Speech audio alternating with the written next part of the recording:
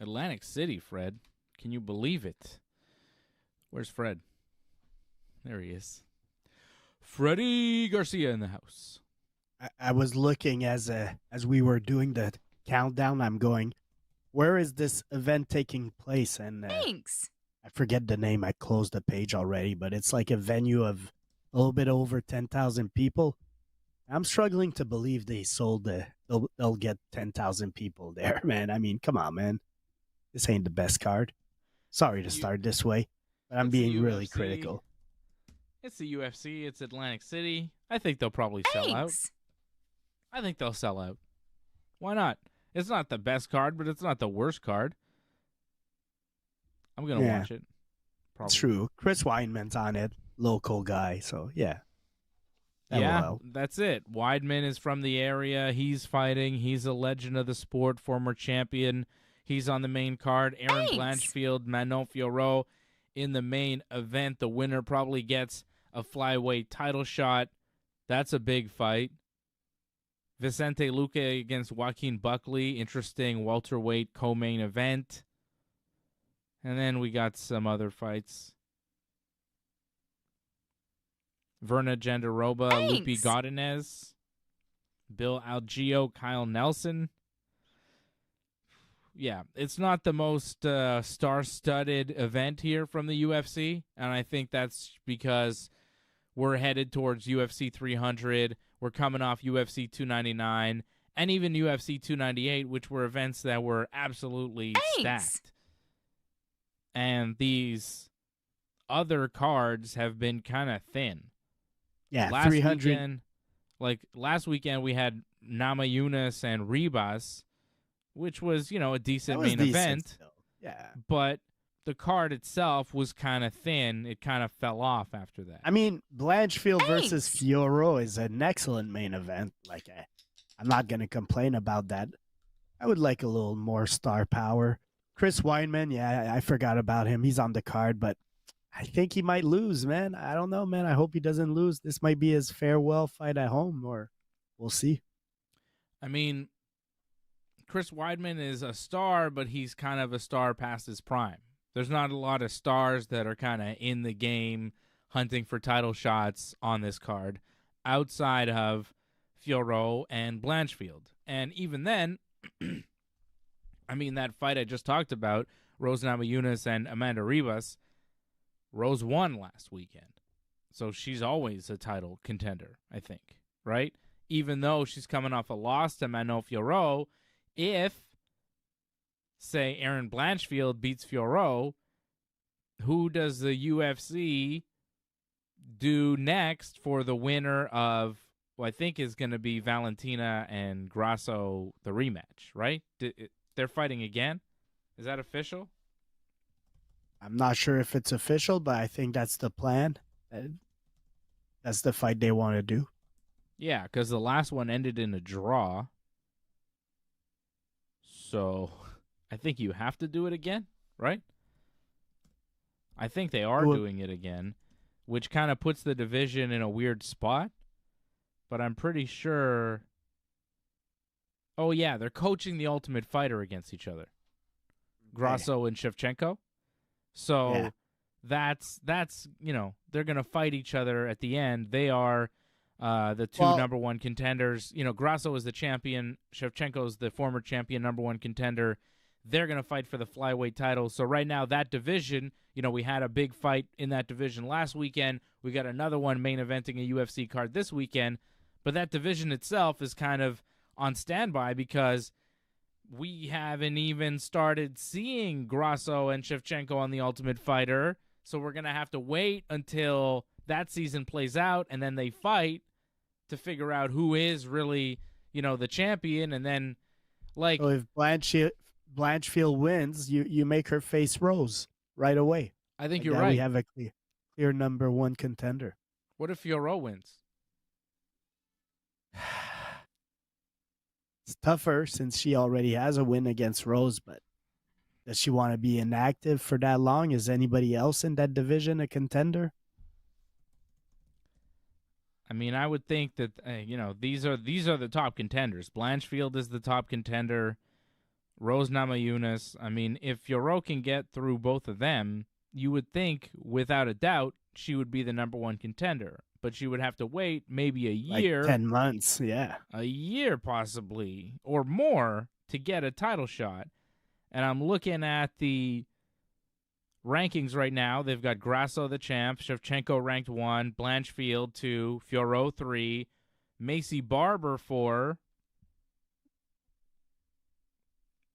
Jessica Andrade 5, Caitlin Chukagian Surmanara 6, Rose Namajunas just entered at 7.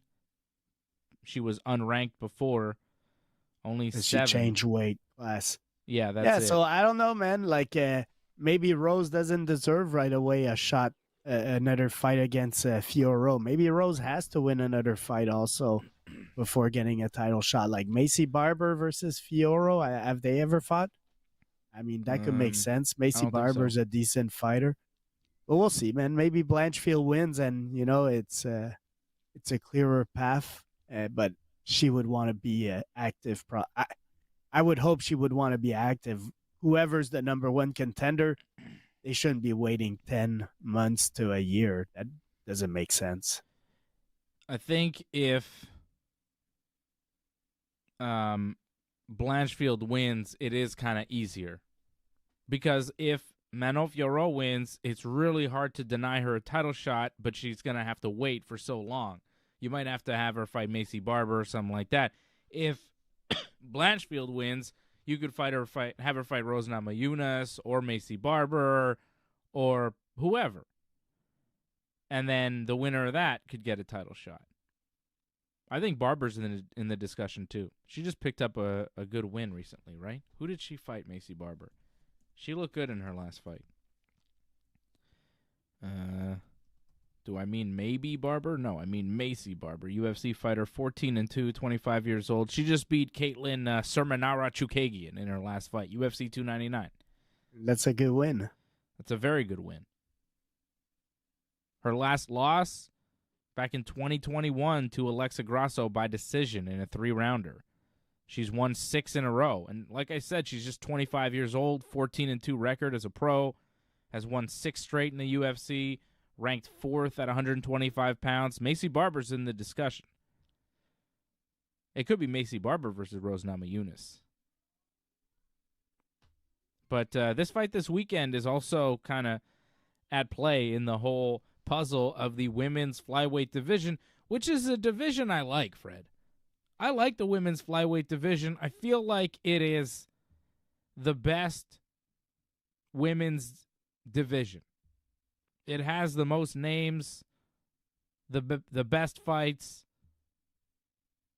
and maybe the best talent. I think 125 is where it's at. 135 is kind of like not really active anymore. It used to be 135 was the place to be, but you don't have that many 135 fights anymore. It's not a title that's defended a whole lot or talked about a whole lot. You have it's weird. Juliana Pena still she's gonna be getting the next title shot, or really? Oh yeah, against Pennington? Yeah, I think so, yeah.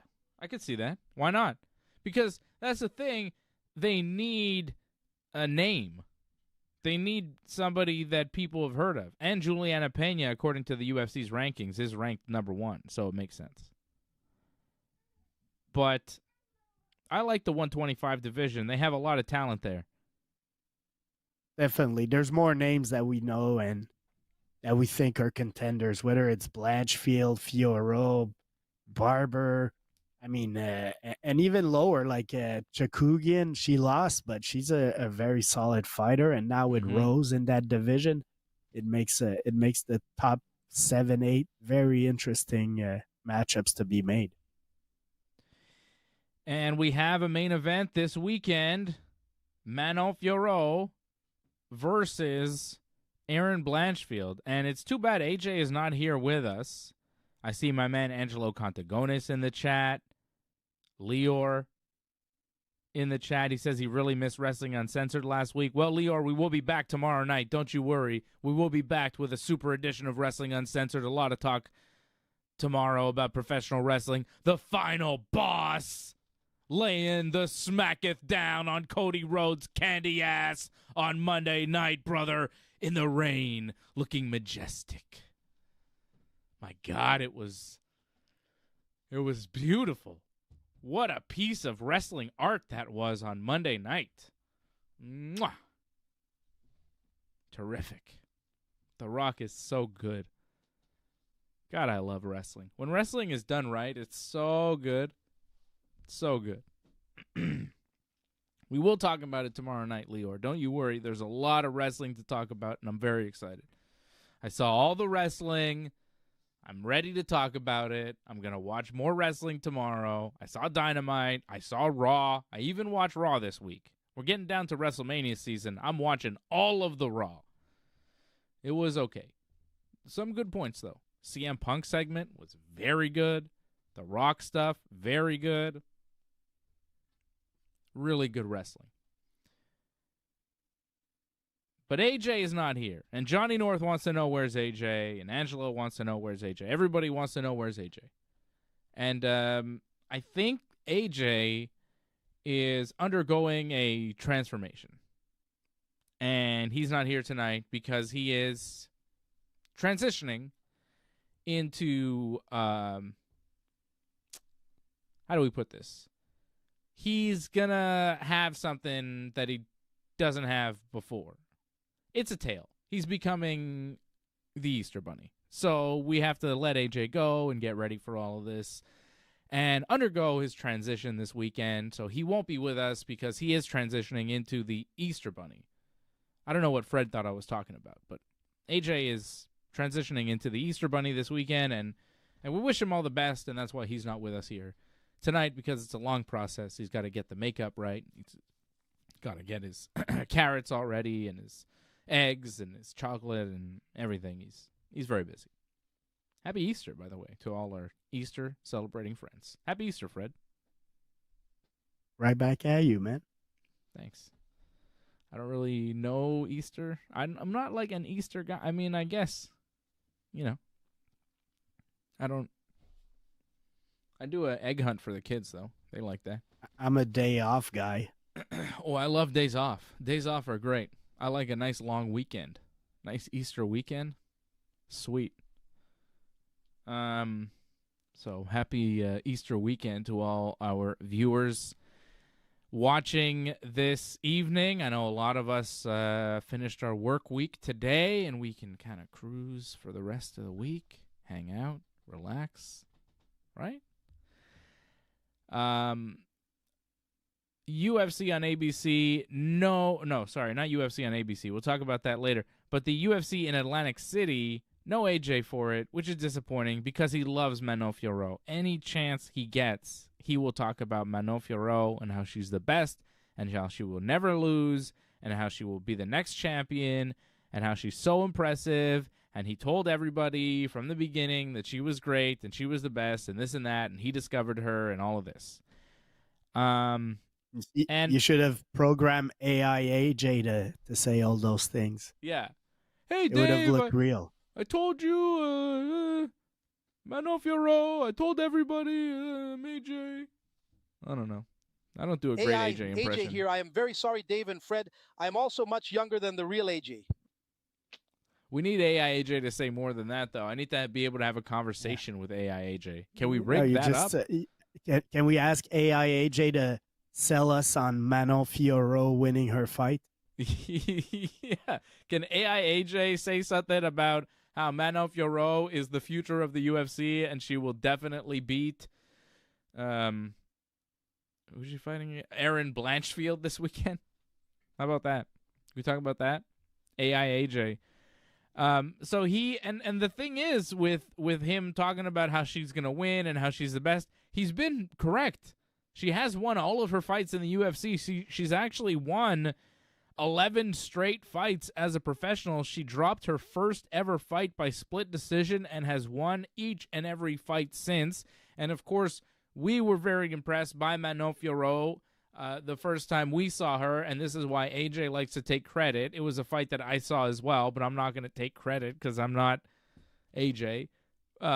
but she beat Corinne Laframboise in her 4th pro fight. It was Fiorot's 4th pro fight in the UAE Warriors show, and we were watching that because we know Corinne, and I think we had Corinne on before that fight. So that was something. We were impressed by Manon beating Corinne, and then since then, AJ has been on the Manon Fiorot hype train, and when she got into the UFC, he was off and running. And now she has a big fight against Erin Blanchfield, who's somebody that I've been on the hype train of. I've been all hyping Erin Blanchfield because I've been very impressed with everything that she has done in her very young MMA career. And young, I think, is the operative word here. As Manon Fiorot, 34 years old, Erin Blanchfield just 24. There is a 10-year age gap between these two fighters. Erin Blanchfield lost one professional fight as well, 12-1 as a pro, one loss by split decision back in her 4th pro fight in 2019. So if you want to do the math here, Fred, it's 2024, and she's 24. So in 2019, she was either 20 or 19 years old. And she's fighting pro MMA in Invicta. Like, not like a bum organization. She's fought for Invicta, you know, a very reputable all-women's MMA promotion. She was fighting in Invicta at 19. She started in 2018. She's a prodigy. And she has been smashing the competition in the UFC, undefeated inside the octagon, 6 straight wins in the UFC. I've been very impressed with everything I've seen from Erin Blanchfield. Solid striking, excellent wrestling, and submission grappling. She is the total package. Black belt in Brazilian Jiu-Jitsu. Just incredible ability to take her opponents down and finish them. Erin Blanchfield is the fighter that I've been waiting for years now. Somebody who has Khabib or GSP level takedowns where he's going to hit at a 70, 80, 90% percentage of takedowns in the octagon, and the finishing rate of, like, you know, a Ryan Hall or a Damian Maia, or just somebody who can just control you, dominate you on the ground, and finish you with beautiful jiu-jitsu, which we haven't really ever seen. We've seen Damian Maia, who had some takedowns but wasn't a great wrestler, but his jiu-jitsu, once he got you there, was unbelievable. We've had Khabib, who could take you down, who could control you, but sometimes you could get back up, but he would take you down again. He was relentless with those takedowns, and he had good finishing ability on the ground that he developed, I think, later on in his career. Earlier on, he was more of a decision guy. Later on, he got more into the submissions. And now I think Islam Makhachev is the evolution of that style, where you're seeing him finish guys on the feet and on the ground. But his jiu-jitsu isn't, like, fancy. It's still kind of, like, rough and tumble, you know? Blanchfield is slick. Like, she's got some slick jiu-jitsu, black belt level jiu-jitsu with very good takedowns, very good wrestling. It's an impressive combination, and I think she's going to win. Right now, odds have Erin Blanchfield minus 190 the favorite, Manon Fiorot plus 160 the underdog, which is interesting. I didn't think that it would be that far apart. I thought it'd be a little closer. Even though I'm picking Blanchfield, I think this fight could be a pick'em. You know what I mean? It's a close fight. Who you picking? I mean, I'm gonna just listen to your advice. You're the expert on female MMA. You're the guru of picking female MMA fights. So Erin Blanchfield winning makes a lot of sense, and she's an excellent fighter. They're both excellent fighters, actually, man. Fiorot also is a excellent fighter. AJ would be making much better points than I am right now, but they're both on a very long winning streak. They've both defeated some decent competition, and they're both in line for a title. So it's unfortunate that the winner doesn't get a title shot right away from this fight, because they're going to probably have to wait. So I'm going to go with Blanchfield. I trust your analysis, and she's a good fighter. She, like you said, she has some good grappling, some good wrestling. And if Fiorot's on her back, I think it's going to be an issue. So I'm going to go with Blanchfield winning, and I think she might finish it. Over 5 rounds, I think she does have the opportunity to finish. I think the submission might present itself, but Fiorot is so tough and so durable. I feel like we're going to go to a decision. Erin Blanchfield by decision right now is plus 240. Erin Blanchfield by submission plus 205. So the odds favor her to win by submission. By decision is the second highest favored odd. And then Fiorot by knockout plus 475. Followed by Blanchfield by knockout plus 730. Fiorot by submission plus 1800. Fiorot by decision. Fiorot by decision plus 365. So that's also a possibility that the odds are looking at. I mean, that's, that's decent, actually. That's a decent number for a fight that could definitely go to Fiorot by decision. Plus 365. It's a tough fight. It's like, I don't want to take anything away from Manon Fiorot, because she could easily win this fight. This is a really close fight. I'm going with Blanchfield by decision. I think plus 240 would be my call. I gave you Rose Namajunas by decision last weekend, and what happened, Fred? Rose Namajunas won by decision against Amanda Ribas. You know who AJ picked? Do you remember? You were on the show last weekend, right? Last Thursday? Yep. You know I who picked he Rose picked, right? also. I had Rose also. No, he picked Ribas. Yeah, I know. He picked Ribas. Yeah, you had Rose. We both had Rose. I said Rose by decision, which came out pretty nice. And that was a nice win from her, man. Yeah, she good looked good. Performance. Yeah. And then AJ had Amanda Ribas. So I know AJ would definitely be picking Manon Fiorot this weekend. But we were right last weekend with the main event, and I think we'll be right again this weekend with Erin Blanchfield. And to seal the deal, I believe we have AI AJ to kind of fill in for AJ and give us his thoughts on the fight. So let's hear from AI AJ. Manon Fiorot believes she's hit the end line in her quest for a UFC championship fight. On Saturday, Fiorot takes on Erin Blanchfield at the main UFC event. It's a huge fight for the women's flyweight division, pitting together arguably the two most title-deserving contenders. Although the UFC has yet to officially label the fight Latino. a title eliminator, Yes. Fiorot, 11-1 MMA, 6-0 UFC, expects to get the shot if he is victorious against Blanchfield, 12-1 MMA, 6-0 UFC. AI AJ wants to prove that he could play in Scarface. I mean, it was odd because there was like a Spanish accent to him. I'm not sure why. It did sound like him, though, and it was weird because at a certain point I kind of tuned out, just like when AJ talks, and he just kind of rattled off a bunch of numbers, which AJ does all the time for no reason. That was fun. AI AJ, better than the real thing. I mean, just as good. I'd say just as good. All right, so that was ridiculous. Look at the technology we have, Fred. We can fake AJ on this show. If AJ was in a contract dispute, are you allowed to use AI AJ, or is that like a breach of likeness? I think we can use AI AJ Rodriguez if we want to,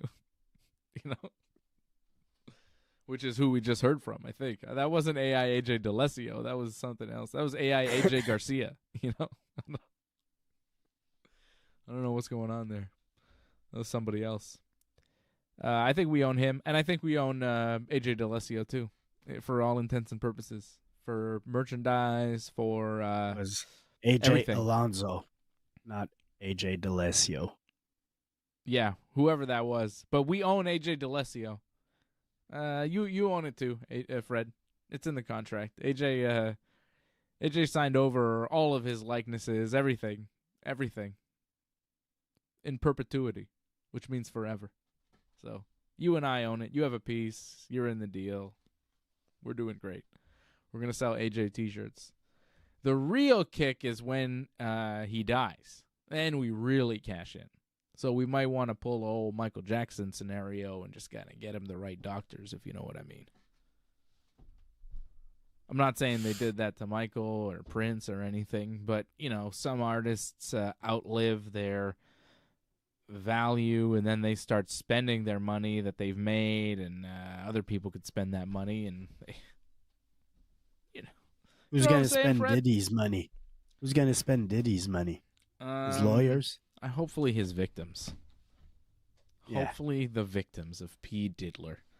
What a bad guy P. Diddy turned out to be. I mean, he never seemed like a good guy, but he seems far worse than anyone really knew. I'm sure some people knew. But, yeah. Puffy. Can't stop, won't stop. Bad boy for life. He meant it. We should have listened to him. You know? You know? Tremendous. Puffy, man. Yeah, that's a crazy story that's still unfolding, right? It's like what's 50 gonna cents be 50 cents is loving every bit of it. He's laughing and all. Yeah. But I think there's like a story of like 50 Cent's baby mama involved in some way or something, and 50 Yeah.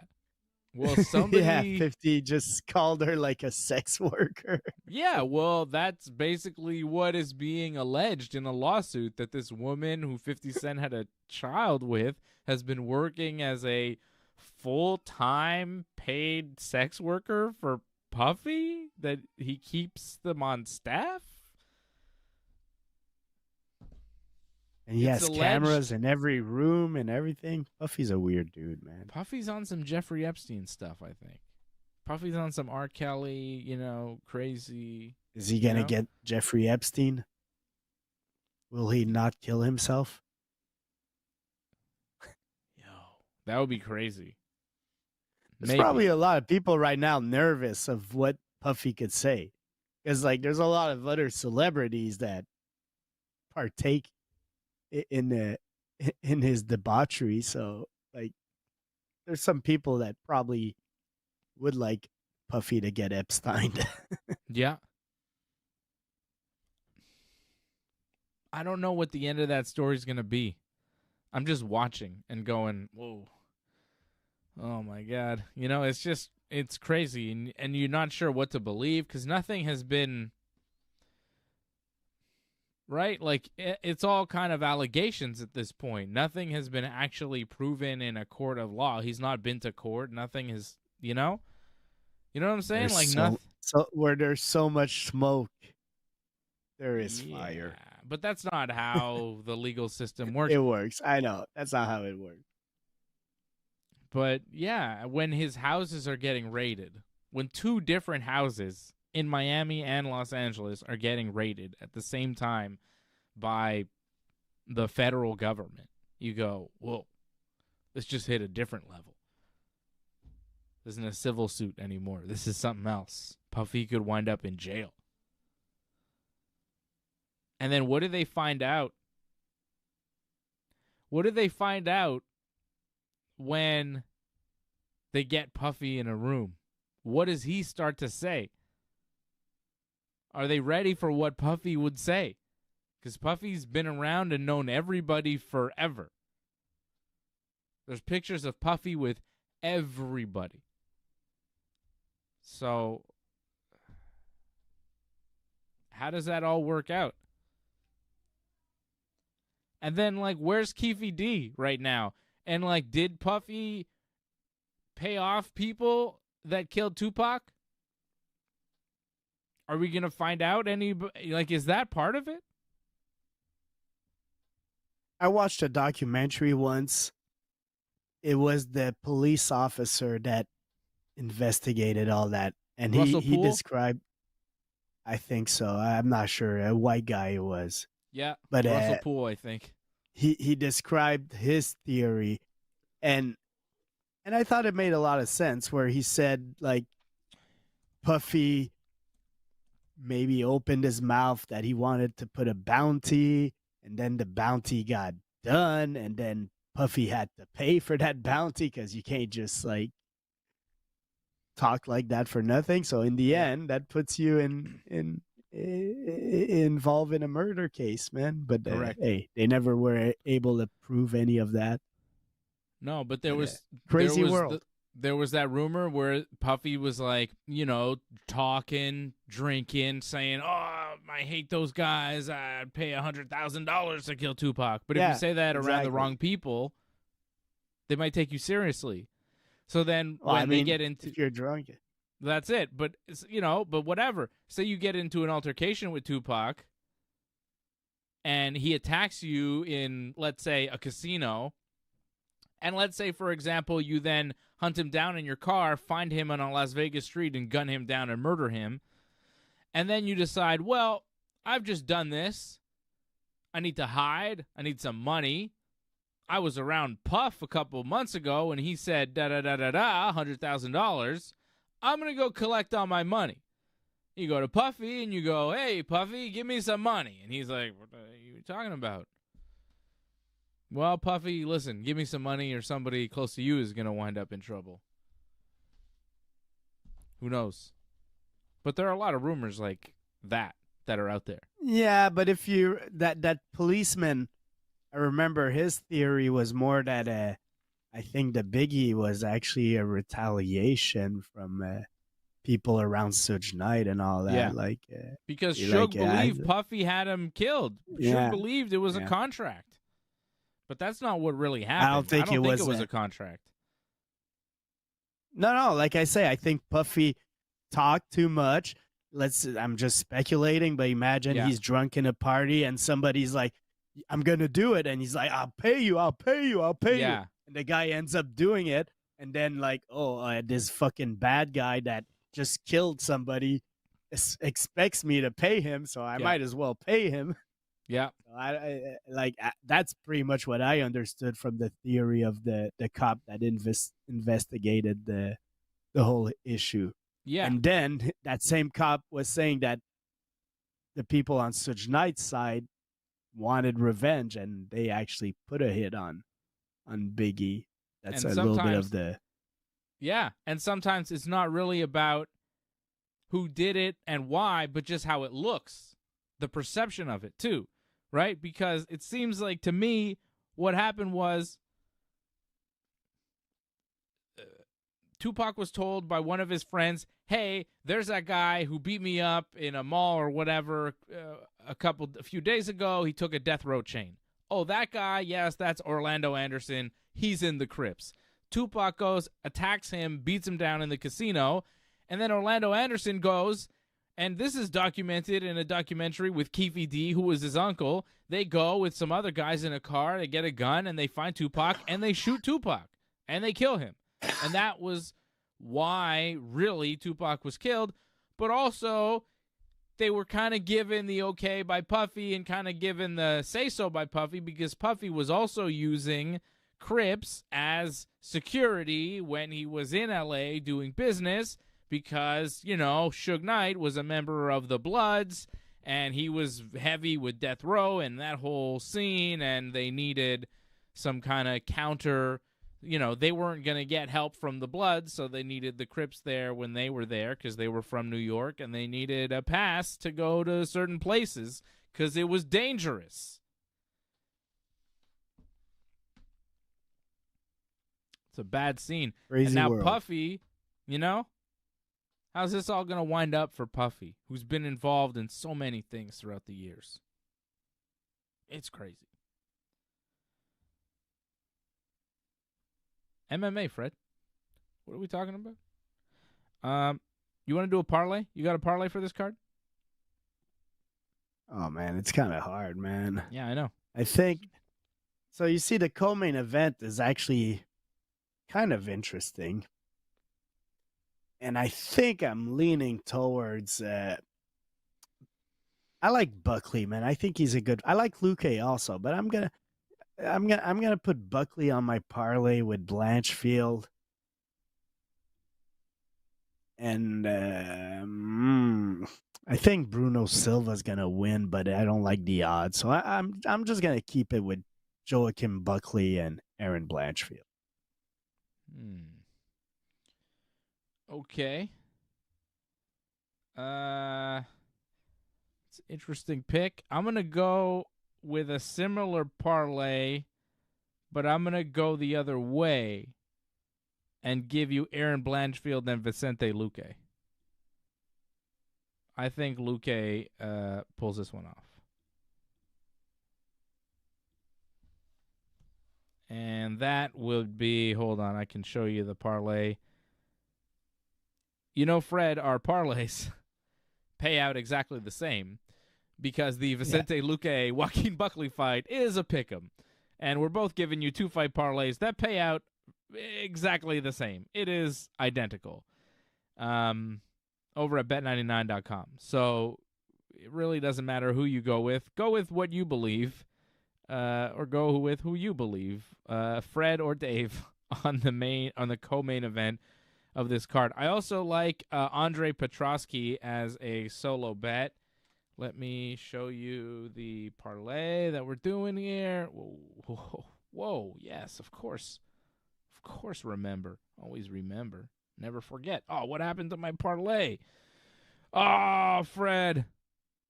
Oh, Fred's gone. What happened to my Fred? I lost my Fred. Mir? I lost my parlay. Oh, there he is. Hey, Fred. You're back. Never left. Here's my parlay. It is 20 to win 38-28. It's a plus 191 parlay. Oh, no, it's 20. You bet 20, you get 58-28. So you're more than doubling your money over at bet99.com.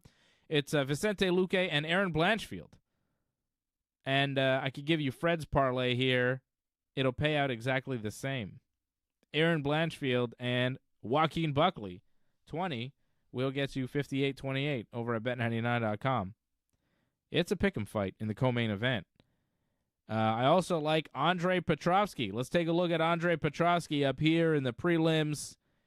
He's going to be fighting Jacob Malkoun. Petrovsky plus 190 the underdog. $5 gets you $9.50.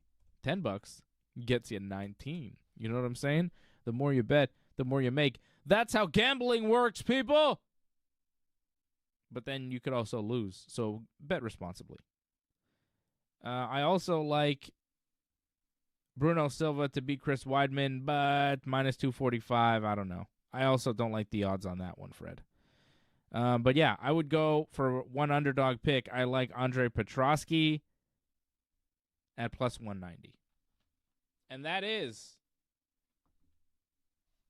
UFC Atlantic City. You watch that Boardwalk Empire? That was in Atlantic City. Love that. Jip Rossetti. That's my favorite character. Yeah. You watch Curb Your Enthusiasm? No. Steve Buscemi was on Curb Your Enthusiasm this weekend. It was confusing. Because a lot of people on Curb Your Enthusiasm play themselves as celebrities, you know?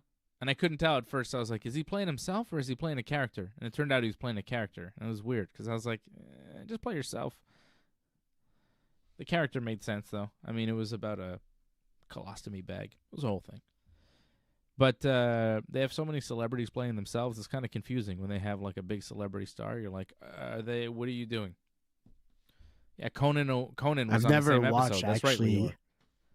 I've never watched Curb Your Enthusiasm. I'm not sure what the concept is or whatever. What? Okay, you've watched Seinfeld, right? Yeah. Do you like Seinfeld? Yeah. Oh, that's the Larry David show, huh? Yeah. I think I might have watched one episode. What? I would Yeah. investigate more, Fred. It's pretty good. I like it. Even the current season has been pretty good. I'm rewatching Frasier right now with my wife, and I'm loving it again. Frasier's a classic. Frasier might be my number one, man. He's close, man. Seinfeld's probably my number one, but Frasier's so close. Frasier's the best. Frasier is a perfect sitcom. It's perfect. Niles, so they're all funny. Oh, God. His father. Yeah. Daphne. I mean, they all kill it. Daphne. Everybody on that show. Roz, Bulldog, Lilith, everybody. Yeah. Eddie. You know? You know what, You're man? watching For Frasier. okay, What so season are you in right now? Season 1. Does Frasier still have hair, or is he short hair Frasier? It's short hair. We started season 4. But I'll tell you what, man, for years I've been watching Frasier, and I only recently understood what tossed salad and Fiorot scrambled believes eggs. she's hit the end line in her quest for a UFC championship fight.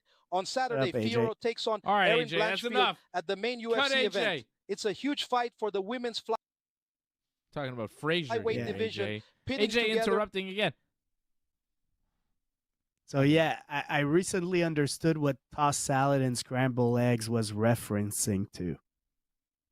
That's a supposedly slang between, like, psychiatrists to talk about patients. You know, they got tossed salad and scrambled eggs.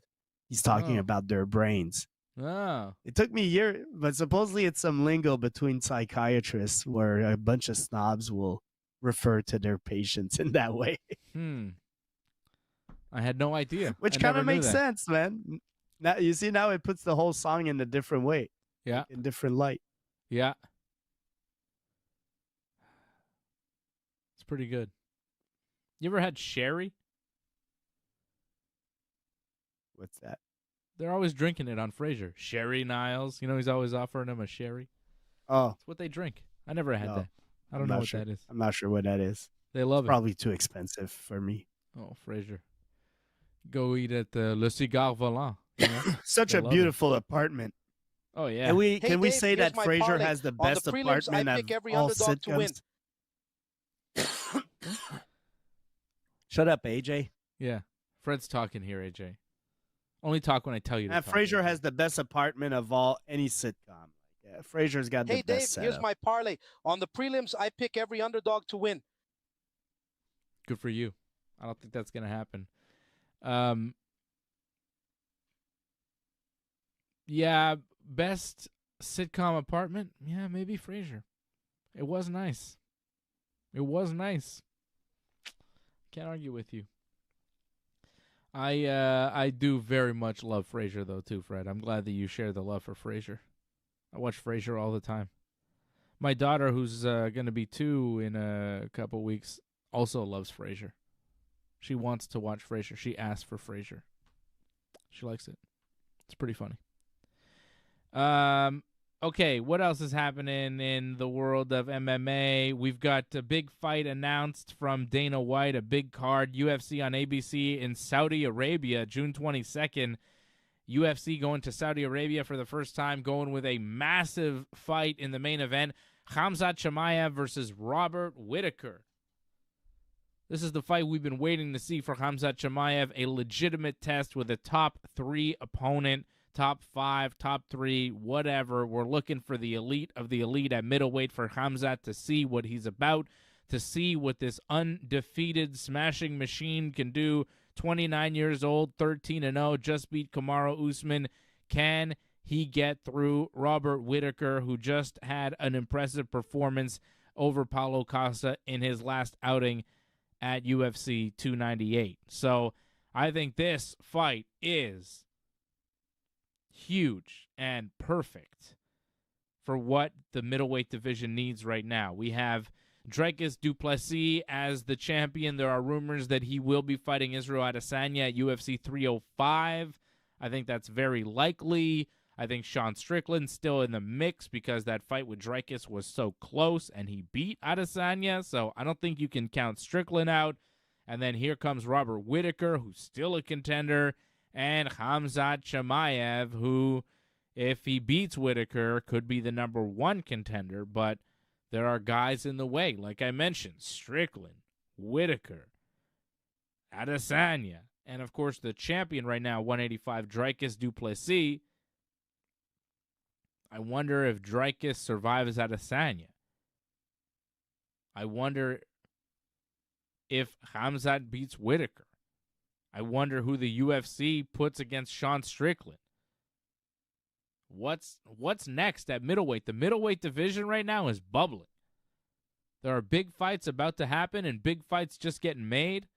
And this one, Khamzat and Whittaker, is kind of setting the table. Like, okay, we're going to give Khamzat a real fight at middleweight, and if he wins, then he's going to be with the big boys, and he might fight the winner of Adesanya and Dricus, if that indeed is the fight.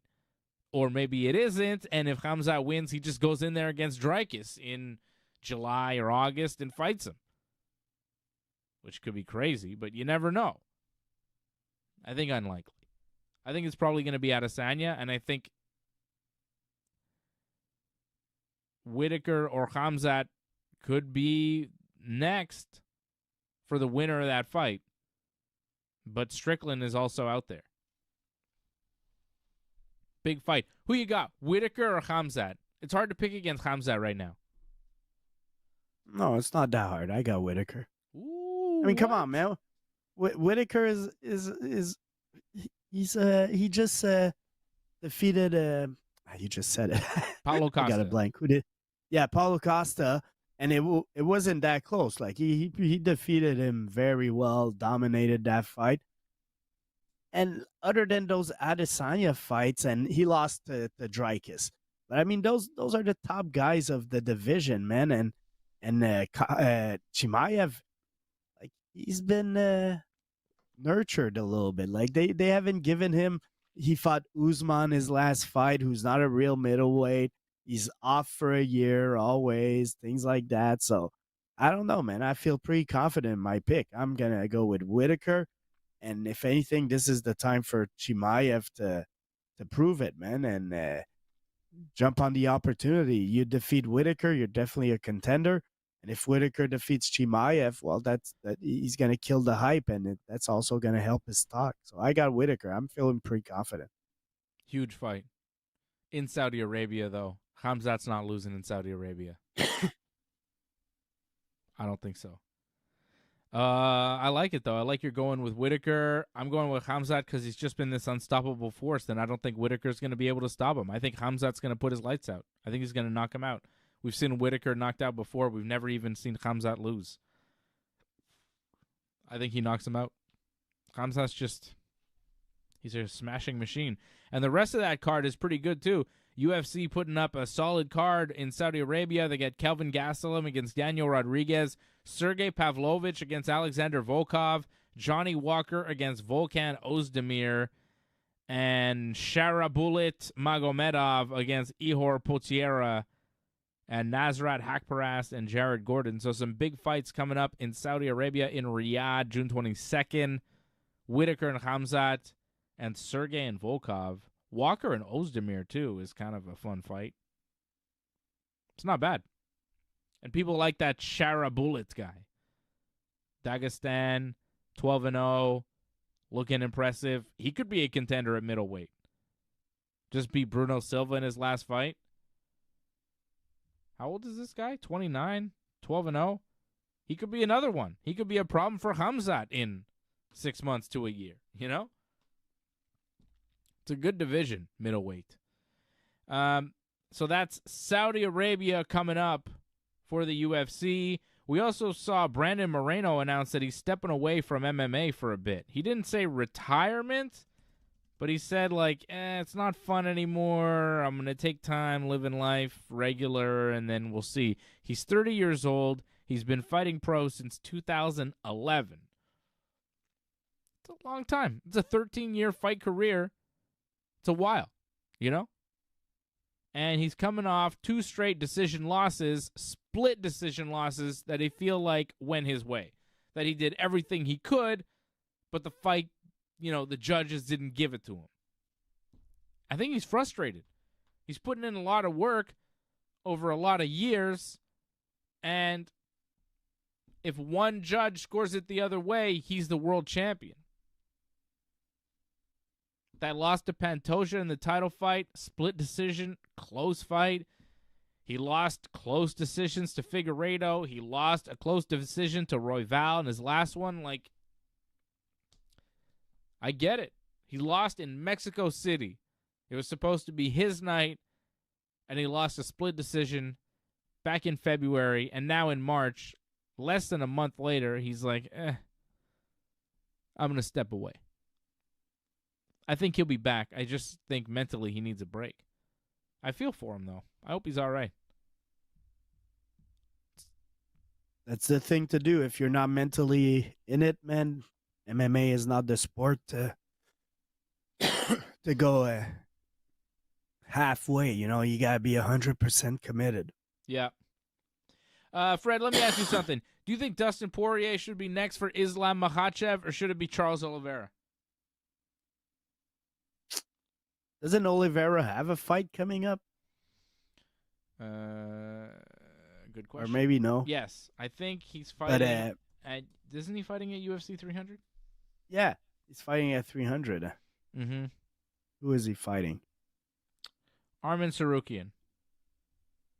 I mean, that would be a pretty impressive win, but Poirier, man, he's a legend, man. He has the resume. His last win was very impressive. Either way, I wouldn't have a problem. I'll tell you what, though. I think Makhachev said that Poirier didn't deserve a title shot, man. Come on, Makhachev, man. Just fight him, man. Whoever you fight, you're going to be the favorite. And if anything, man, Poirier's a bigger star, so there'll probably be more people watching your fight, man. I don't know, man. Don't disrespect Dustin and deserve it. Just take the fight and beat him up. I don't think he deserves it, but I think he's maybe the only guy that'll be ready in time to fight Islam. I think he's the only guy that works for the schedule, but I don't think he's the number one contender at all. At all. If you look at Dustin Poirier, Charles Oliveira has a legitimate beef. Charles Oliveira was supposed to fight Islam Makhachev, but then something happened, right? He got hurt, and then Islam wound up. Right? It just froze on my side, so I'm not sure if you heard what I said or. What'd you? No, I heard what you said. Okay. That you think Islam should just fight Dustin. Yeah, exactly. Fight him. But like Charles Oliveira, to me, has a legitimate beef. He was supposed to fight Islam. He beat Beneil Dariush. Then he was supposed to fight Islam. He got hurt, and then Volkanovski stepped in for that fight, right, back in October. And now Oliveira is fighting Arman Sarukian. If he beats Sarukian, who's another tough guy, a tough contender, if he beats Sarukian and Dariush back-to-back, after already been promised and booked and signed a contract to fight Islam Makhachev in the rematch that he never wound up getting, and then you go in and you put Dustin Poirier in there instead, a guy who Charles Oliveira beat in 2021 by submission.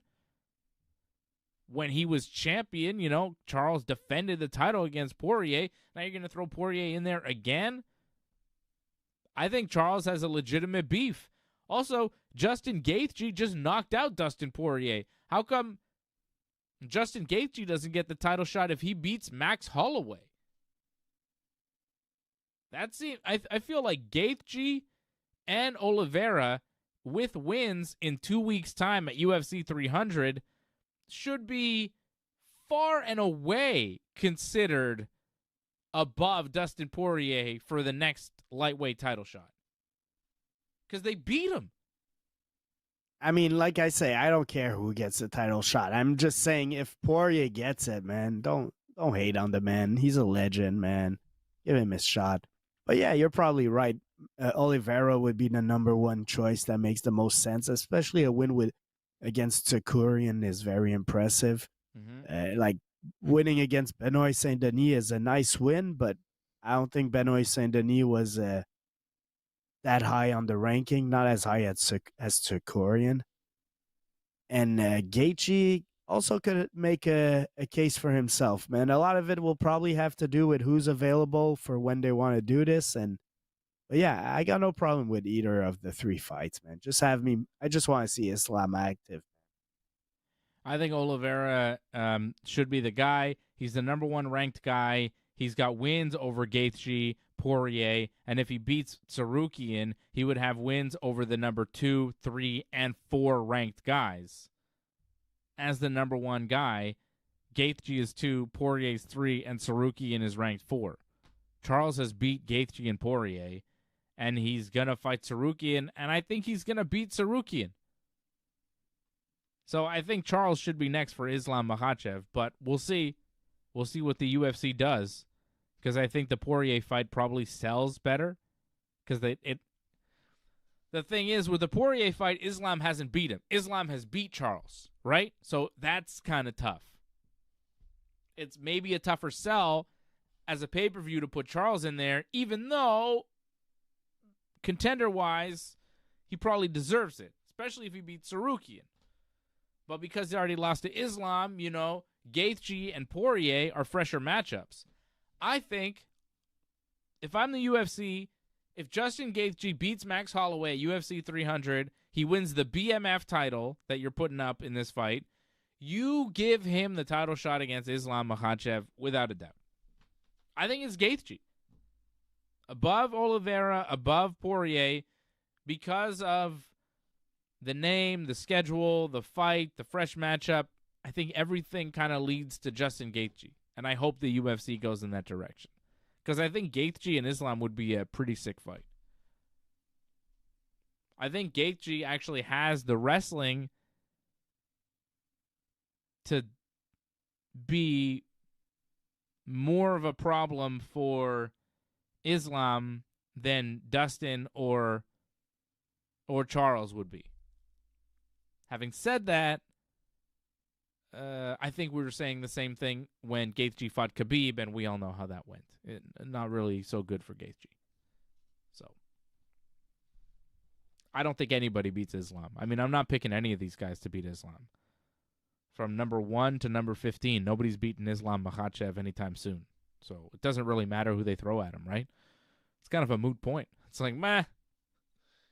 I think kind of that's what you're saying, Fred. Like, I just want to see Islam fight because it doesn't matter who they throw at him. He's going to beat all those guys. Just, eventually he'll beat them all. Just one after another. Let's just get it on. Islam last fought in October. It's enough already. Let's see our guy in the cage. I think he's number 1 pound for pound. Active. Outside of John Jones, I'd put Islam number 1, right? Probably, man.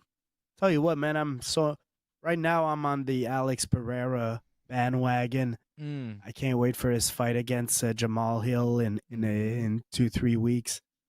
And I'm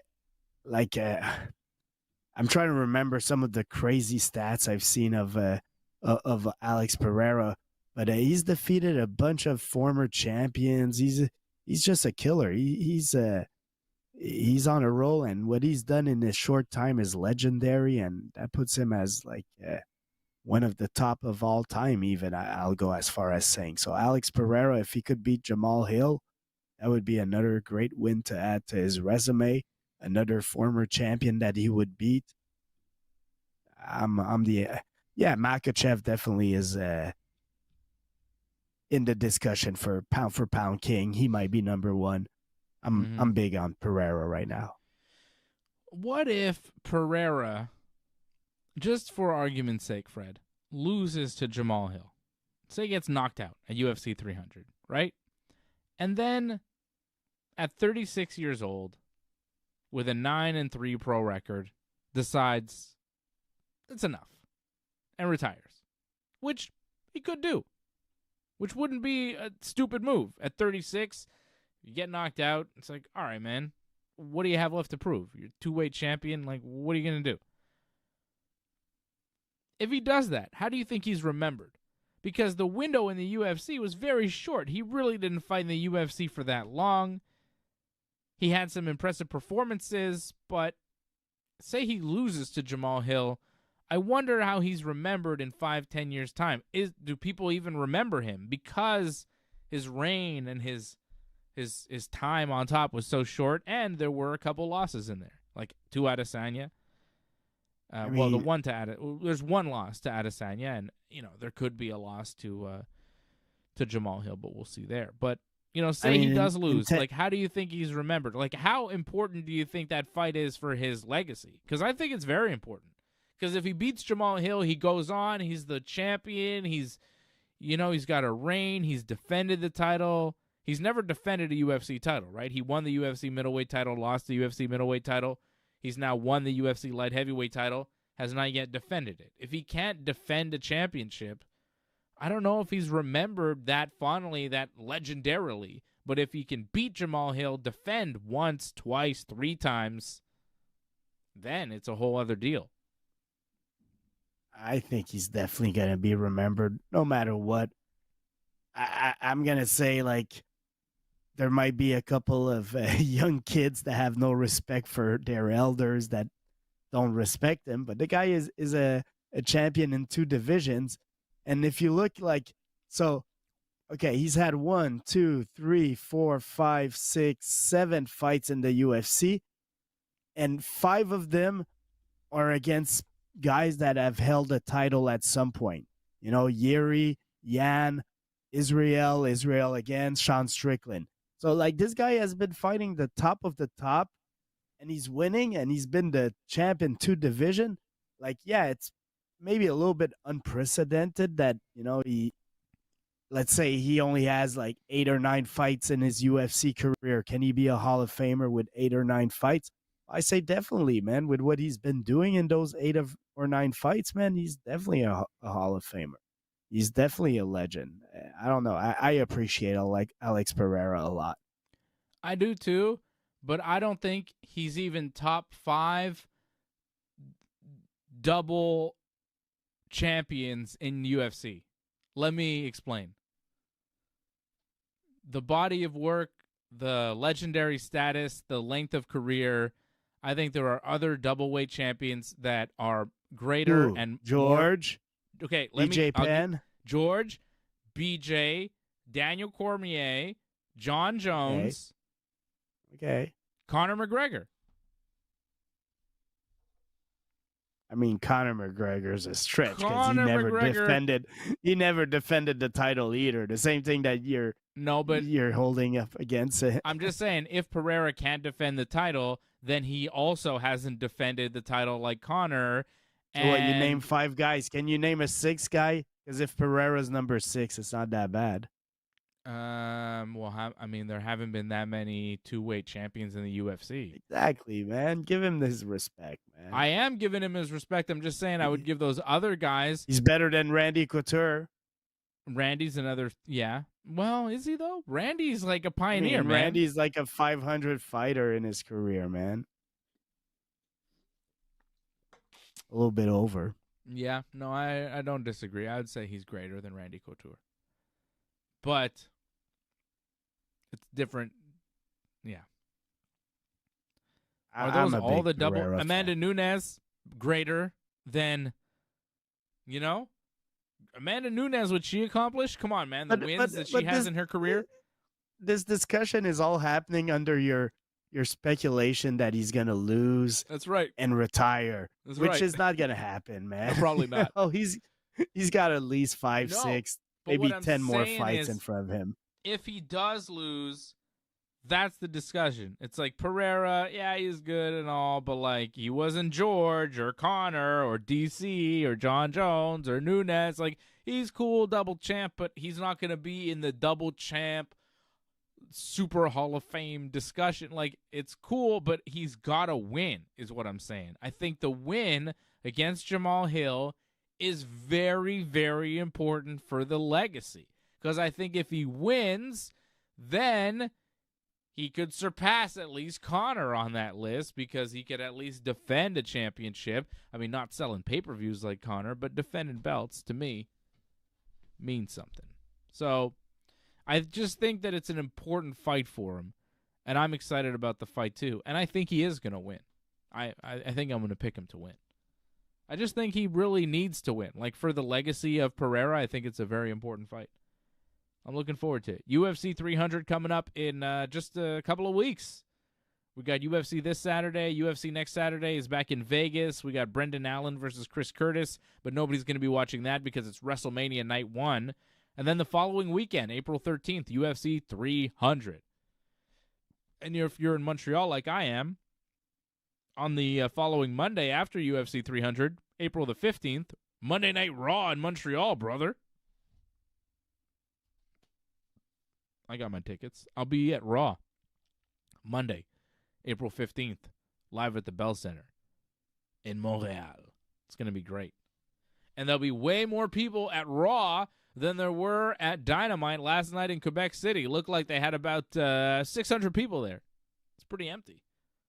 But I'm not surprised. At 3,000, but... Yeah, it was probably about 3,000, 4,000 maybe. It was not a lot.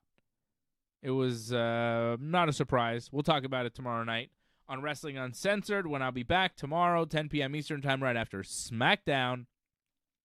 Will Dave and AJ go to Saudi Arabia for UFC? Definitely not, John. Definitely not. Not for the Khamzat fight. But I'll say this. Maybe one day I will go to Saudi Arabia for a fight. I do kind of want to go to Saudi Arabia or Abu Dhabi for a UFC. I think it would be cool. Or a WWE show. Just to visit there. I think it would be cool to visit there when it's like safe, when there's like a lot of other people there and you're kind of good.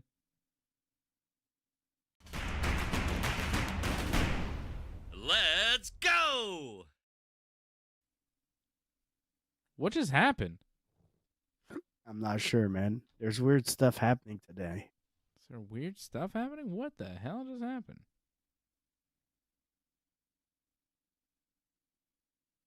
All right. I'll be back tomorrow night, 10 p.m. Eastern Time for Wrestling Uncensored. Fred, anything you want to add? Oh. How about your Houston Astros, Fred?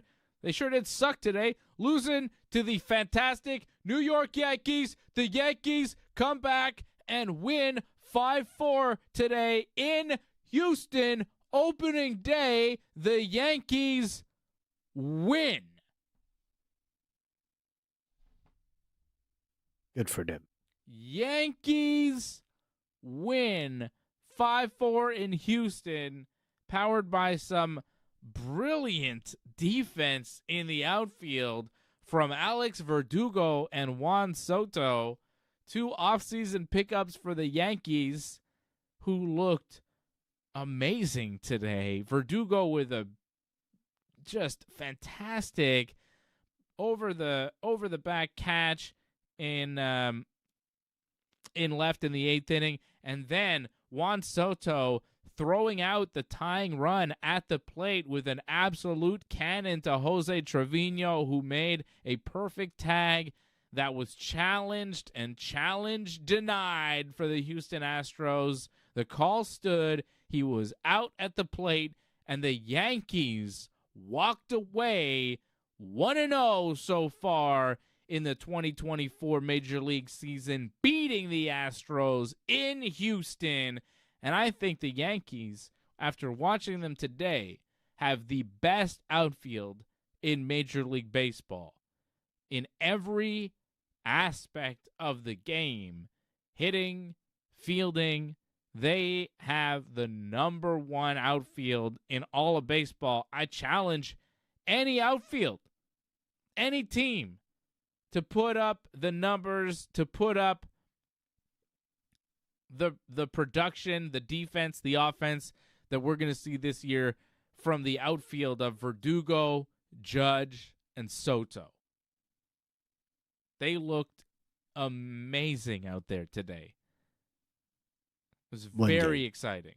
It felt like a game that the Yankees were going to lose at many points, because I'm used to them losing these types of games from watching them last season. I thought we were going to blow it in the 9th, but then Juan Soto threw an amazing throw to home plate and gunned the guy, got him out. I was like, oh, you just saved the game. Whoa, it's amazing. He's new. This is a new thing for the team. Look at that guy. I'm happy that he took Judge out of right and Judge is in center and now he's in right. I'm fine with that because he is a hell of a right fielder. It was amazing. It was amazing to watch these Yankees today. Very impressive baseball. I think you're overreacting, but yeah, cool. First game of the season, man. I'm happy you're hyped. Man, you can't beat that outfield. How are you going to beat that outfield? It's ridiculous. It's I couldn't name you the outfield of any other team or even the one you just named, so. Yeah. Well, I'm telling you, just Judge and Soto together, and Verdugo is a hell of a player. It's pretty good. Jays looked better, says Johnny North. Yeah, sure they did, John. Sure they did.